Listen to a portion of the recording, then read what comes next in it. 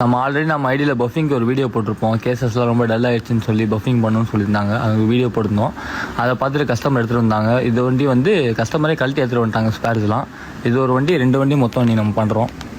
ஒரு வண்டி வந்து வண்டி எடுத்துகிட்டு வந்து விட்டு போயிட்டாங்க. ஸோ இந்த மாதிரி ஃபுல்லாக கம்ப்ளீட்டாக ரிமூவ் பண்ணணும். பஃபிங் பண்ணுறதுக்கு எல்லா கேசஸையும் ரிமூவ் பண்ணிட்டு வண்டி இப்படி தான் நிற்கும். அது ஃபஸ்ட்டு கட்டினது ஒரு வண்டி, இது ஒரு வண்டி. ஸோ எல்லாத்தையும் கழட்டியாச்சு. வண்டி கஸ்டமர் கொண்டு வந்து விட்டாங்களே அந்த வண்டியோட கேசஸ் இதெல்லாமே ஃபுல்லாக ரிமூவ் பண்ணியாச்சு. கழட்டுற போல் நட்டுமே கூட குரோமியம் பண்ணிடுவோம். பஃபிங்லாம் பண்ணி வந்துருச்சு. ஸோ இது ஒரு வண்டி சொல்லியிருந்தால வண்டி கஸ்டமர் பொருளாக கழட்டி கொண்டு வந்தாங்க. ஸோ அவங்களுக்கு அப்படியே இதை கொடுத்தாச்சு. லாங்கில் இருந்தனால ஸ்பேர்ஸை மட்டும் கழட்டி எடுத்துகிட்டு வந்துட்டாங்க. ஸோ அதையுமே பஃபிங் பண்ணி கொடுத்தாச்சு. இது வந்து நம்ம கடையில் விட்டு போனாங்க கஸ்டமர், அந்த வண்டியோடது பஃபிங்கு.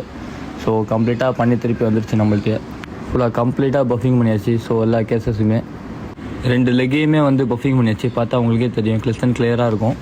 அப்புறமா இது வந்து லெஃப்ட் சைடு கேஸு, அப்புறம் இது வந்து ரைட் சைடு கேஸு.